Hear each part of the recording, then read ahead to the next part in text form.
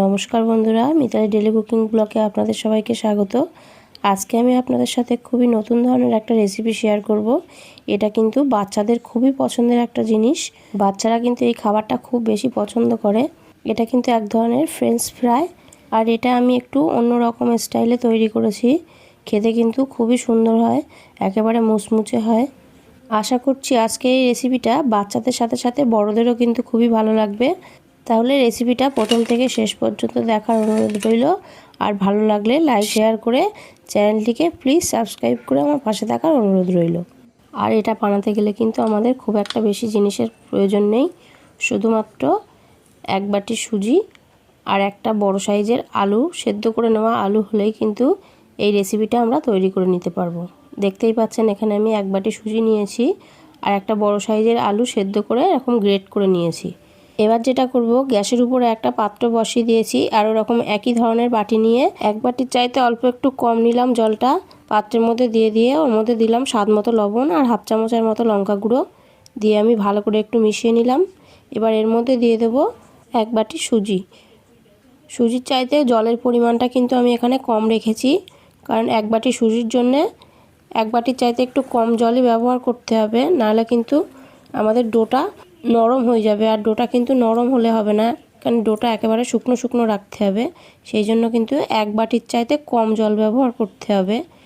জল আর সুজিটা খুব ভালো করে মিশিয়ে নিয়ে এবার এর মধ্যে দিয়ে দেবো গ্রেট করে রাখা সেদ্ধ আলু, দিয়ে আবারও আমি খুব ভালো করে একটু মিশিয়ে নেব। এরকমভাবে ফ্রেঞ্চ ফ্রাই আপনারা কখনো বানিয়েছেন কি না জানি না, তবে একবার হলেও এইভাবে ফ্রেঞ্চ ফ্রাই বানিয়ে দেখবেন। এতটা ভালো লাগবে খেতে, বাচ্চাদের কিন্তু খুবই পছন্দ হবে, তার সাথে সাথে বড়দেরও কিন্তু খুবই পছন্দ হবে। এটা আপনারা চায়ের সাথে খেতে পারবেন, কিংবা স্ন্যাক্স হিসেবে সন্ধেবেলা বাচ্চাদের কোনো রকম সসের সঙ্গেও দিতে পারবেন। খুবই ভালো লাগে খেতে, একবার হলেও অবশ্যই ট্রাই করে দেখবেন। আশা করছি আপনাদেরও কিন্তু খুবই ভালো লাগবে। কিছুক্ষণ সময় নিয়ে সব কিছু নাড়াচাড়া করে ভালো করে মিশিয়ে নিয়েছি। এবার 15 মিনিটের জন্য রেস্টে রেখে দেবো। 15 মিনিট হয়ে গেছে, এবার ঢাকাটা খুলে একটু দেখে নেব। দেখতেই পাচ্ছেন ডোটা কিন্তু একেবারে নরম হয়ে যায়নি, ডোটা কিন্তু একটু শক্ত শক্ত ভাব আছে। ঠিক এরকমই একটা ডো আমাদের দরকার। এবার একটু নাড়াচাড়া করে ডোটা একটা বড় পাত্রের মধ্যে নামিয়ে নেব। দেখতেই পাচ্ছেন এখানে আমি একটা বড় ধরনের পাত্র নিয়েছি, এবার এর মধ্যে নামিয়ে নেব। নামিয়ে আমি ডোটা একটু ঠান্ডা করে নেব। একটু ঠান্ডা করে নিয়েছি, এবার হাত দিয়ে খুব ভালো করে আমি এটা একটু মেখে নেব। এর মধ্যে কিন্তু আমি আর অন্য কোনো কিছু ব্যবহার করব না, শুধুমাত্র হাত দিয়ে আমি ঠেসে ঠেসে খুব ভালো করে একটু মেখে নেব। মাখতে মাখতে ঠিক এরকম একটা ডো তৈরি হয়ে যাবে। ডোটা কিন্তু একেবারে পারফেক্ট হয়েছে, একেবারে নরম না আবার খুব শক্তও না। ঠিক এরকম একটা ডো আমাদের রেডি করে নিতে হবে। এই ডোটা থেকে আমি বড় বড় করে 4টে লেচি কেটে নেব। একটা লেচি হাতের মধ্যে নিয়ে একটু গোল করে নেব। এদিকে আমি একটা বড় থালা নিয়েছি উল্টো করে, থালাটার মধ্যে একটু তেল মাখিয়ে নেব, তাহলে বেলতে গেলে আমাদের সুবিধা হবে। এবার যে ছুরিটা দিয়ে আমি ফ্রেঞ্চ ফ্রাইগুলো কাটবো সেটাতেও একটু তেল মাখিয়ে নিলাম, আর বেলানটাতেও একটু তেল মাখিয়ে নেব, তাহলে বেলানের গায়ে একটু জড়িয়ে যাবে না। এবার হালকা হাতে একটু লম্বালম্বি করে বেলে নেব, আর খুব হালকা করে কিন্তু বেলা যাবে না, একটু মোটা রেখেই বেলে নিতে হবে। ঠিক এরকম মোটা রেখে বেলে নিতে হবে। এবার একটা ছুরির সাহায্যে সাইডের অংশগুলো আমি কেটে বাদ দিয়ে দেব। এগুলো পরে আমি আবার তৈরি করে নেব।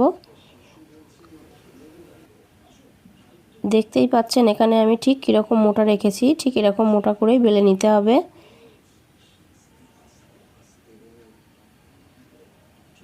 সাইডের অংশগুলো আমি সরিয়ে রেখে দেব। এবার লম্বালম্বিভাবে ছুরির সাহায্যে এরকমভাবে আমি কেটে নেব। এটা কিন্তু তোলার সময় আমাদের কোনো রকম সমস্যাই হবে না, যেহেতু আমরা থালার মধ্যে একটু তেল মাখিয়ে নিয়েছিলাম, সেই জন্য কিন্তু তোলার সময় কোনো রকম সমস্যা হবে না। আর ছুরির গায়ে দেখতেই পাচ্ছেন একটুও কিন্তু লেগে যাচ্ছে না। ঠিক এরকমভাবে আমাদের লম্বালম্বি করে শেপ দিয়ে কেটে নিতে হবে। আর আপনাদের যদি মনে হয় হাতের সাহায্যে একটু ঠিক করেও নিতে পারেন। দেখতেই পাচ্ছেন ঠিক এরকমভাবে সুন্দর করে আমি সবগুলো কেটে রেডি করে নেব। আপনারা চাইলে এগুলো কিন্তু আরও ছোট ছোট করে বানিয়ে নিতে পারেন, কিন্তু আমার এরকম লম্বা লম্বা ভালো লাগছে দেখতে, সেজন্য আমি এরকমভাবে বানিয়ে নিয়েছি। আর এগুলো রেডি করার সময় কিন্তু আমি তেলটা গরম হতে বসিয়ে দিয়েছিলাম, ভালোভাবে গরম হয়ে গেছে।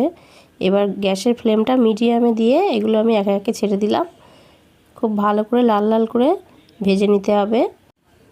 আর এগুলো তেলের মধ্যে ছাড়ার সাথে সাথে কিন্তু নাড়াচাড়া করা যাবে না, অল্প একটু সময় দিয়ে হালকা হাতে একটা স্প্যাচুলা বা ঝাঁঝরি হাতার সাহায্যে আস্তে আস্তে উল্টিয়ে দিতে হবে। এই কাজটা একটু ধৈর্য সহকারে করতে হবে, না হলে ফ্রেঞ্চ ফ্রাইগুলো ভেঙে যেতে পারে। সেজন্য হালকা হাতে একটু নাড়াচাড়া করে নিতে হবে। যেহেতু এটা বড় সেজন্য একটু অসুবিধা হবে নাড়াচাড়া করার জন্য, তো হালকা হাতে এভাবে নাড়াচাড়া করে লাল লাল করে ভেজে নিতে হবে। দেখতেই পাচ্ছেন এগুলো কিন্তু আমার ভাজা হয়ে গেছে। এবার তেল ঝরিয়ে তুলে নেব, আর বাকিগুলো কিন্তু একই রকমভাবে ভেজে নেব। আশা করছি শব্দ শুনে বুঝতেই পেরেছেন আপনারা কতটা মুচমুচে খাস্তা তৈরি হয়েছে। আর দেখুন দেখতে কতটা সুন্দর লাগছে। তাহলে একবার হলেও বাড়িতে অবশ্যই বানিয়ে দেখবেন। আশা করছি আপনাদের ভালো লাগবে। আর ভিডিওটা ভালো লাগলে প্লিজ লাইক শেয়ার করে চ্যানেলটিকে সাবস্ক্রাইব করে আমার পাশে থাকবেন। পুরো ভিডিওটা দেখার জন্য আপনাদের সকলকে অনেক অনেক